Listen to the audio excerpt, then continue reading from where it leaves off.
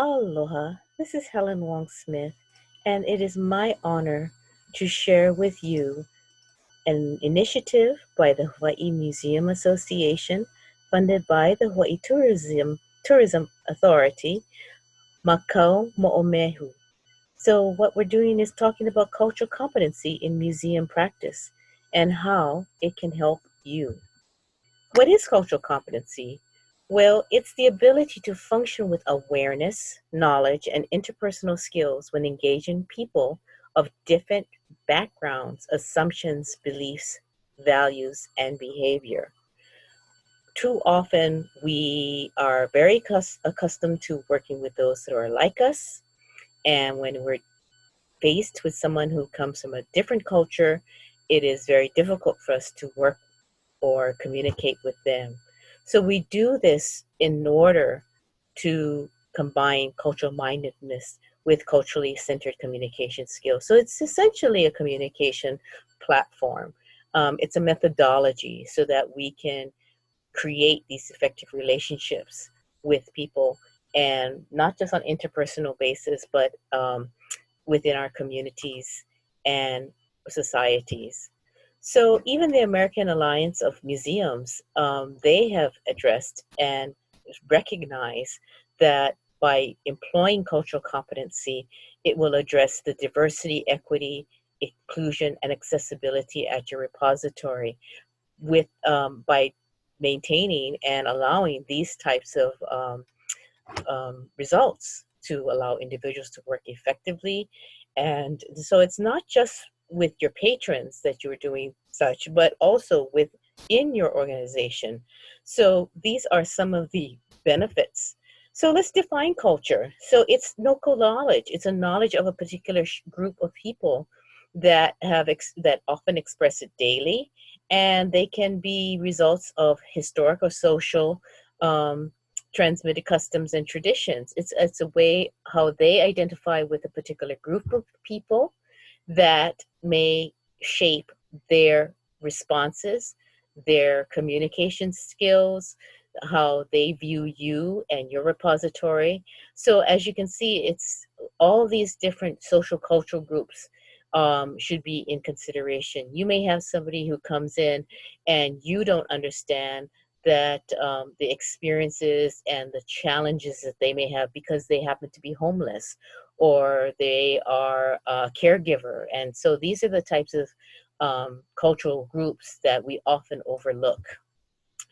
And I put this cartoon here because all too often people think, especially when they come to Hawaii, they read a book about Hawaii and so they think they know all about our culture, or vice versa. Somebody on your staff or comes in and they go, oh, I visited that place, so I know all about those people. That is not culturally competent.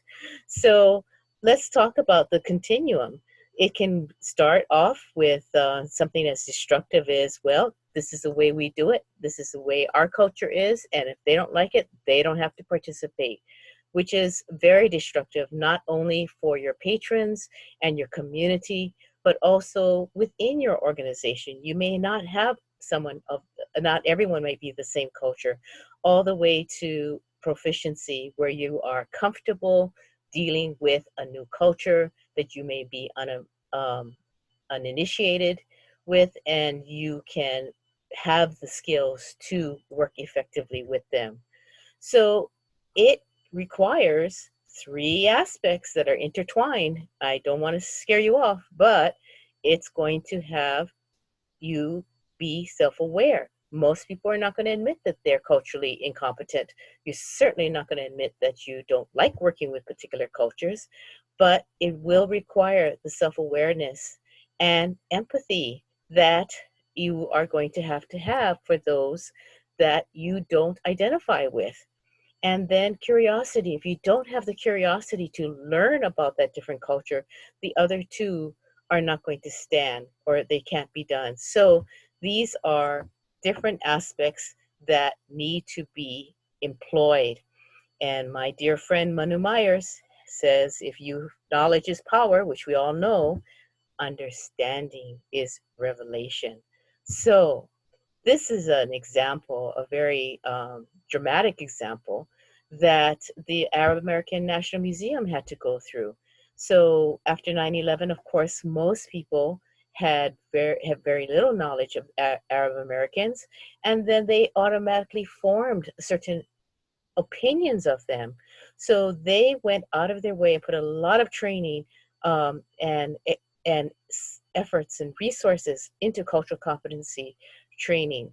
And they would actually tailor when they would meet with different groups.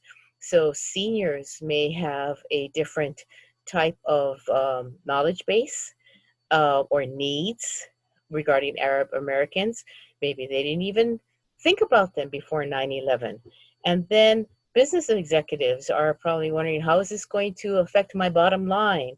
And then teachers would have a different need for this cultural competency meaning. So you have to understand your audiences. I once went on a tour, and the woman who gave the tour to a group of archivists who probably know Hawaiian history better than she does kept talking to us like we had just stepped off the plane. She thought we were architects, just telling us the most basic information. So know your audience. And then this is another facet of cultural competency and how it can help you. This group or this premise is to use cultural artifacts to provide instruction to those that don't normally come to your museums or repositories, and that through the artifacts you can train people. So in this particular example, they were dealing with clinicians who had to start working with different cultures that they were not accustomed to, and the museum provided this service to them and this training to them. It was a fabulous approach. So what it does, it starts with listening. It is all about listening, because you cannot come in and say, well, I'm the expert and this is what I can teach you. Rather, it's your community. You have to give them the space, the donors, the researchers, the partners, whoever, to give them the space to speak, to share what they have, their knowledge and their expertise with their culture and memory. Just because you may have the artifacts or the papers, it doesn't mean that you're the expert and all-knowing. So recognize the community as an expert and an asset to your work. So essentially, it is not our differences that divide us. It's our inability to recognize, accept, and celebrate those differences. So I invite you to share, to join us in learning about cultural competency and how it's going to help. It can help your museum.